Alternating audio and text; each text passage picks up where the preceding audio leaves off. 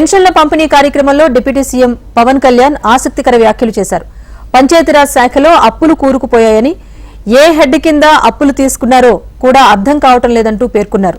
అందుకే తాను జీతం తీసుకోకుండా పనిచేయాలని నిర్ణయించుకున్నానని తెలిపారు పవన్ కళ్యాణ్.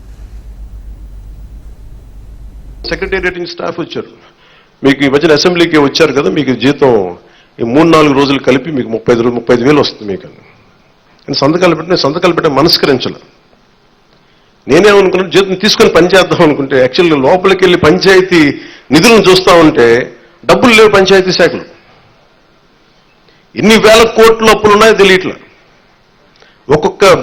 ఒక్కొక్క హెడ్ తవ్వే కొద్దీ, అంటే ఒక్కొక్క దానికి ఏ హెడ్ కింద ఎంత ఖర్చు అవసరం ఉంది తవ్వే కొద్దీ అసలు అనంతంగా లోపలికి వెళ్తానే ఉంది. మాకు ఒకటే అనిపించింది, ఇవన్నీ కరెక్ట్ చేయాలి. ఇవన్నీ ఇంత అప్పుల్లో మనకి పంచాయతీరాజ్ శాఖ ఉన్నప్పుడు నాలంటూ డబ్బులు తీసుకోవటం చాలా తప్పు అనిపించింది.